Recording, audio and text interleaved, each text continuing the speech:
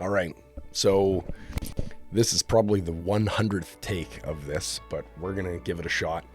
And I've kind of made a decision here that what we're going to do is change things up a little bit. Now, I know you're probably wondering, what the hell is this guy talking about?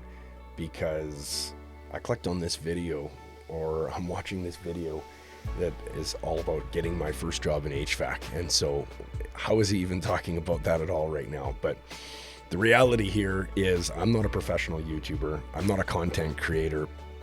My name's Ryan, and I've been working in refrigeration and HVAC for over 23 years. That's what my channel is all about, is trying to pass some of that stuff along to you, someone who's looking to probably get into this trade. I think that's probably why you're watching this video. So I had a lot of different versions of introducing this with what you want to hear in the first 3 seconds. If you're looking to find your first job in HVAC, and that's why I did 100 takes. I'm not going to read my notes on a screen and get this perfect. So what I've decided to do is just record this thing like as though I'm talking to you if we were on the job site and you came up to me on a coffee break and we had just a real conversation about what this trade is all about, how to get into it, and where you should even get started. So I have a new series that I'm going to be launching right away called The Things We Need to Start Teaching in Trade School.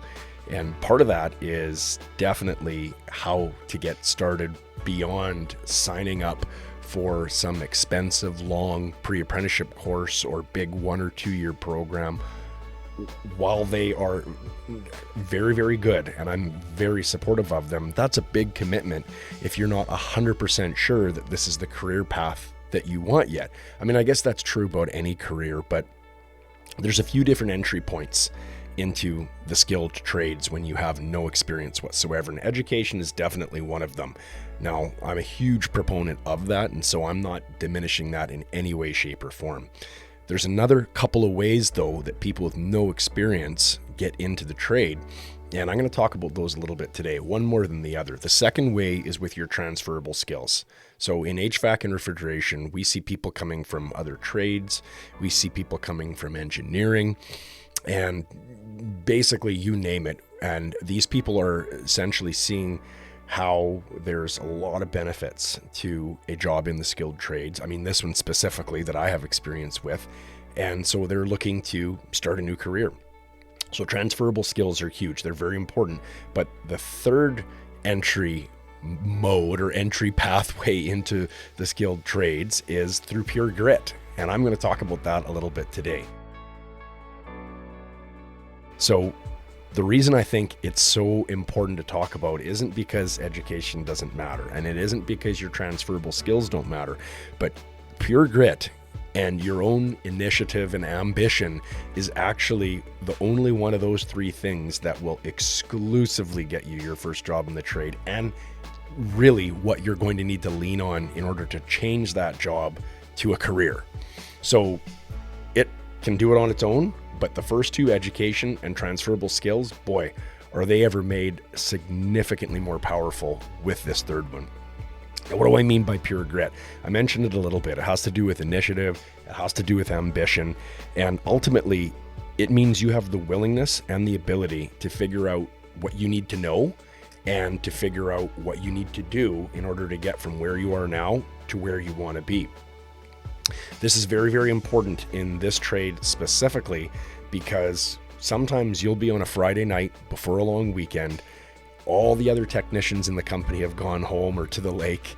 The tech support lines at the manufacturer, they're not even answering the phone. And so all things are really on you as far as the only technician available. And so there's answers to your questions, certainly, but you just need to know how to intelligently go out and find them. Developing that skill set now when you're looking to get into the trade is massive. And as employers, we definitely know how to recognize that.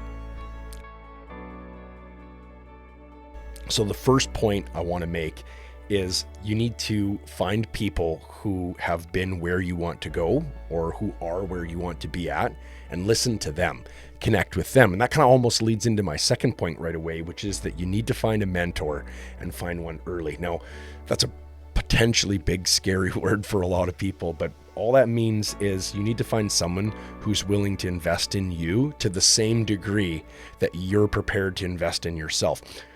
There's people out there who are going to invest in you more than you're willing to invest in yourself. I mean, as leaders and professionals in the trade, that's one of the things that we kind of need to do in order to empower and encourage and build that sort of skill set in our apprentices. But certainly you need to go and find someone first. And so that doesn't mean it needs to be this super committed long-term thing. I mean, there's some fantastic content creators who are in the mentorship space. I'd like to consider that that's who I am and what I'm trying to get into. So please feel free to reach out to me, send me a message. My contact information is really easy to get.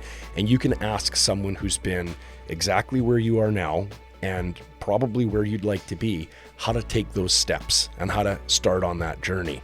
And I can speak on behalf of obviously myself and many of my colleagues when I say we would be more than excited to basically give you more information than you're ready to receive. So make sure you have a notepad from day one, because we know as professionals that in the United States and in Canada, we have a massive trade shortage, and we need to get people fired up and excited about entering these amazing professions. So we definitely want to encourage you and help you as long as you're willing to invest in yourself as well. And so that is the point.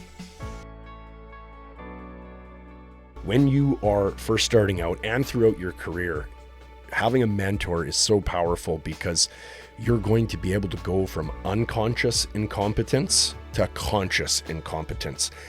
All that means is right now, you don't even know what you don't know.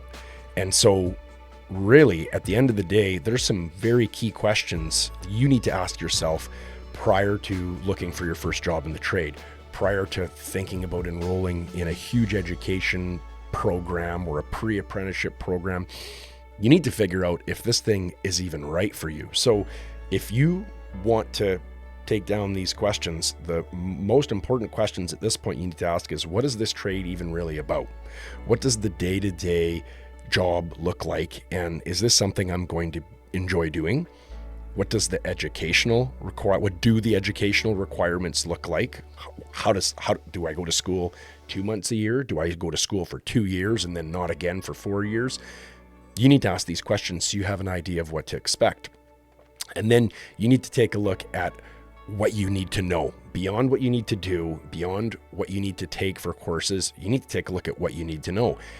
In this trade specifically, you need to be really, really interested in things like how heat moves, thermodynamics. You need to be really interested into electrical and wiring diagrams and problem solving and troubleshooting. And you need to be really comfortable with asking questions. So if you develop that skill set now, it's going to carry you throughout your whole career. I've got some notes I'm going to point to real quick. This is very unstructured and very unprofessional. If you don't have the answers to these questions, all the things I've been talking about so far in the trade, what you need to know, what the schooling looks like, what the nature of your day-to-day in the job looks like, don't go to the internet to get these questions. Go and seek out a mentor, potentially from the internet. Here I am talking to you on the internet saying, don't go to the internet. Reach out to a person and make that connection early on and ask the question. Say, hey, I really think that this might be right for me. Would you be willing to have 15 minutes where we could talk about that and confirm if I'm right, or possibly tell me what I need to do next, what my next steps are? And again, it will shock you when you see how excited we veterans of the trade are for holding your hand and walking you through that process.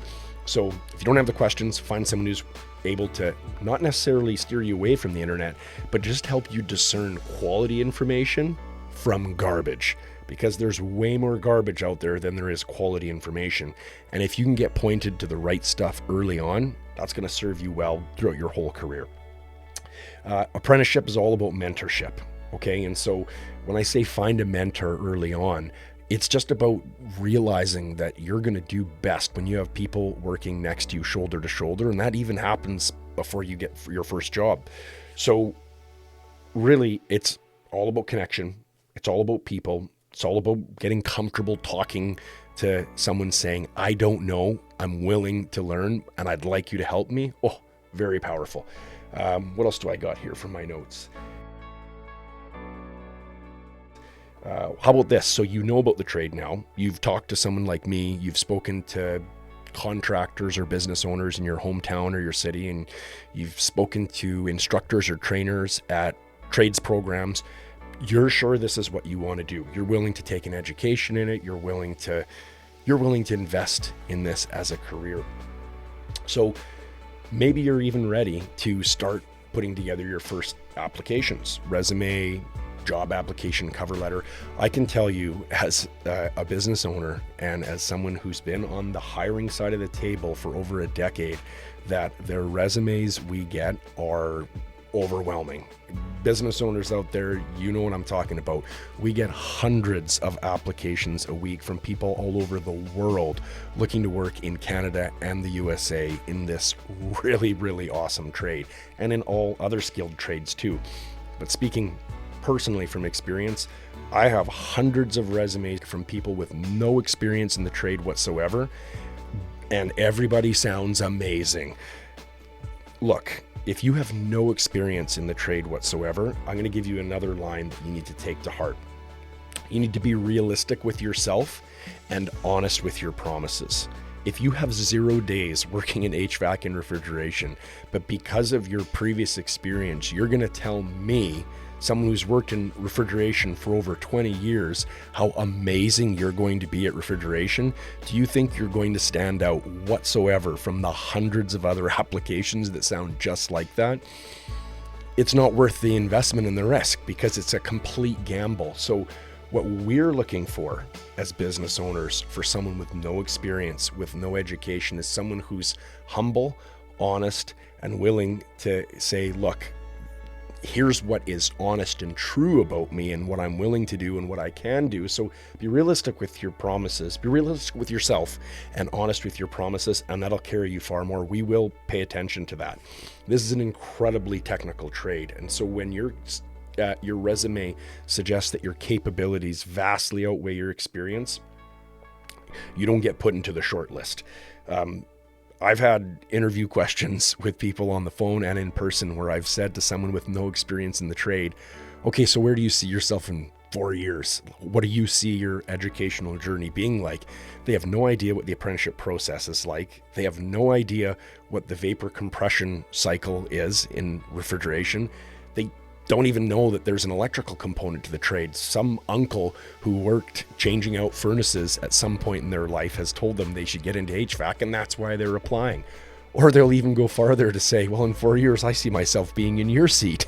And it's like, okay, well, that's ambitious. But look, the reality here is this. I'm going to wrap this video up pretty quick, because the point is it's all about attitude and it's all about character. And so I think that we're storytellers by our nature. And I'm going to give you an example of, first of all, I'm going to give you three lines that I've learned over the trade working with all sorts of different people. So a bunch of Australian guys in refrigeration said to me one time, oh, mate, he's a fig jam. Don't be a fig jam. Fig jam stands for F, I'm good, just ask me. And that's the exact opposite attitude and persona you want to have ever in the trade. I've heard a lot of people refer to it as the refrigeration walk, you know, who's bragging about what they've worked on latest at the wholesalers, or even as far as to say the only difference between God and a refrigeration mechanic is God doesn't think he's a refrigeration mechanic. And so all of that is funny, and they're all jokes and they're all lines.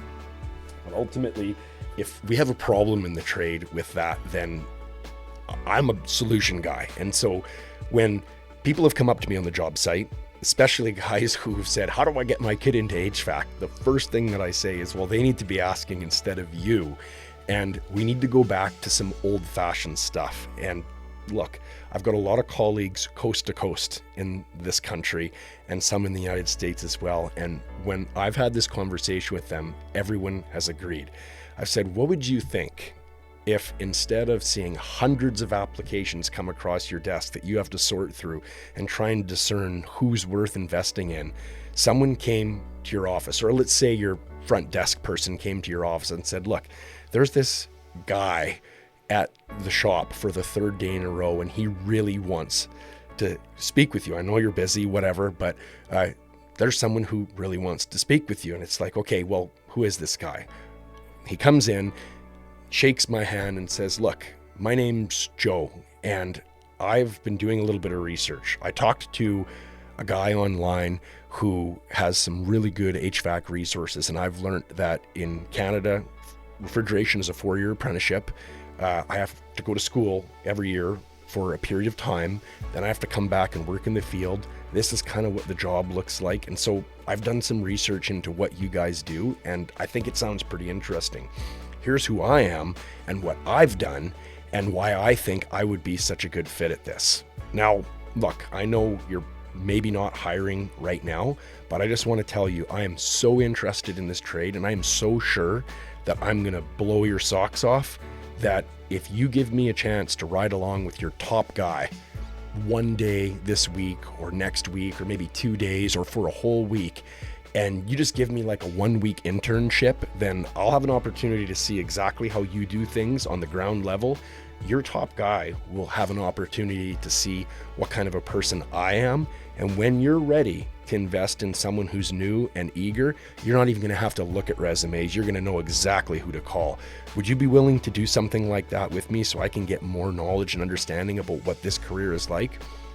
Every single colleague of mine in this country and the US who I've given that story to has said they would fall back in their chair and probably hire the guy on the spot right now.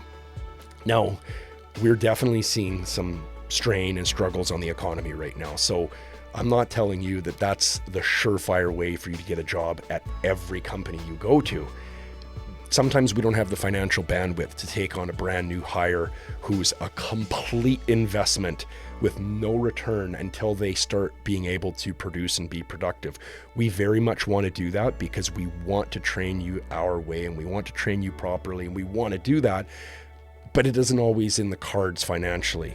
The point is this: if you have that attitude and you go about speaking to employers with the honest perspective that it's like, look, I've not done anything yet, and I'm willing to give you me, and I'm willing to invest in myself. Would you be willing to invest in me? It's that attitude that's so missing today in the trade, in society in general, that if you can adopt that sort of humble question asking perspective, get comfortable with asking questions instead of giving the wrong answers, and it'll carry you so far it's not even funny. I'm going to wrap it up right there. So if there's something you've been able to get from that, let me know in the comments what was of value, what you think I sound like I'm full of crap with, or what you'd like to talk about next. So again, we're starting this new series on the things that we need to start teaching in trade school, and this is going to be a big part of it. There's a lot more great content coming soon. Thank you very much for watching, and we'll see you next time.